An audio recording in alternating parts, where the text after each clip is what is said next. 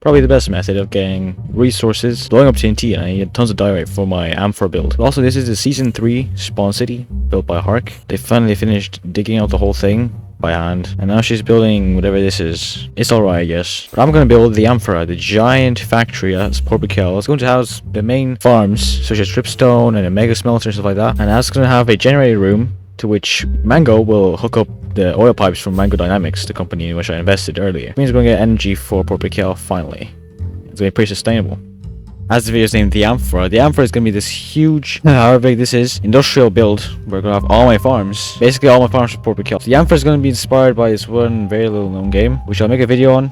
Very far in the far bright future down the line, I'll make a video called The Art of Port Bikel, and I'll give reference to all of the things that I take inspiration from to make Port Bikel. And like I said, my last episode is going to be free-handed, so I'm going to start with the diorite outline, and I'll show you guys my progress after some time because I don't have a lot of time to record. And while I'm studying the exact same spot, it's actually the next day. It's the 1st of March, which means I actually have to do Yam's challenge they gave me last episode. For simple-minded fools, it's this. I have to consider... Wait, no, I have to help community projects. And anyways, that means I actually have to commit to community projects for a month.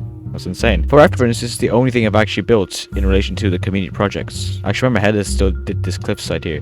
But this is Mountainland, episode 10 of season 1 for the non-existent OGs, other than expanders. Yeah, I'm taking a clean up around the mountain, but kind of want to do that. I want to do something else.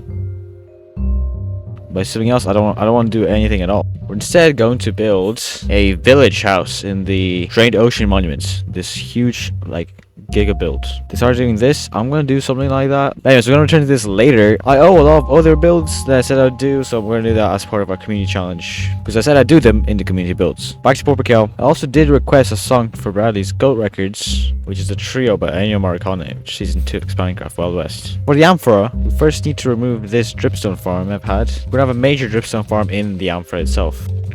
Satisfying dripstone. No, the chicken. Speaking of chickens, they've been blaming me for the chickens that were at spawn like season 1. I love this cool system where minecarts fly out and it's gonna have it go on like a rail line that can go through the city. That'd be really cool. Although the city is already very congested. But the amphora is gonna be built now.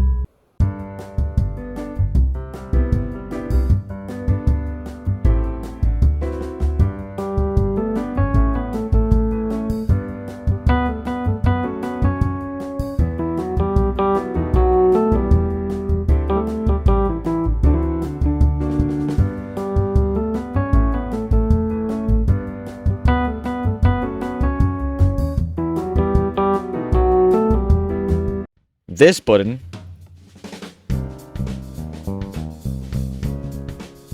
sends the minecart all the way over here, and these will be chest minecarts. I don't know if you guys can see it, but it made some creative changes to the build, and now it looks more like the reference image. But basically, this will contribute a large portion to the goal of making Port Bikel independent by adding a lot of farms to the city, because the point of independence is getting all the farms necessary so we don't have to go spawn for resources. We can just live here with all our own resources. So yeah. Also, we have the data pack which launches the minecarts pretty cool onto the platform, which these will be chest minecarts, like I said. So for trading resources with other, like with people like Bradley, he can come here, pick up his like 2 minecart chests and go, you know, bring them back to his place. So yeah, we'll be producing resources for people. But I'm not sure if I'm going to finish the inside of this. I've done the reference image from the exact same game that I got this one from, and it's for the interior, which is going to have a giant furnace in the middle, so it's going to be kind of cool, like a forge, and a huge claw at the top. But we're going to have to fit a lot of farms in this, as many as possible.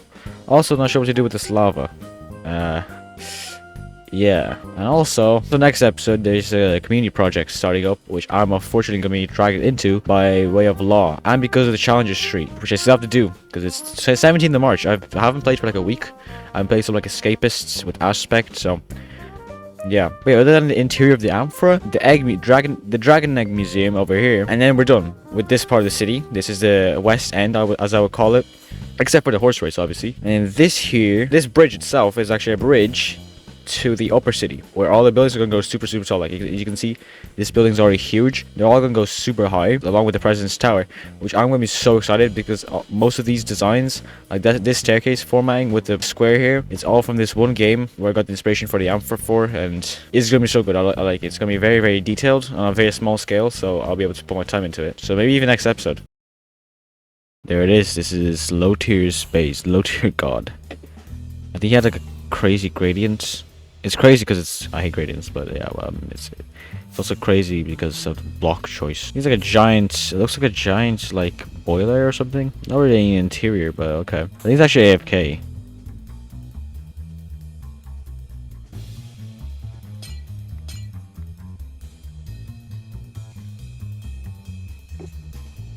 Go on. Oh,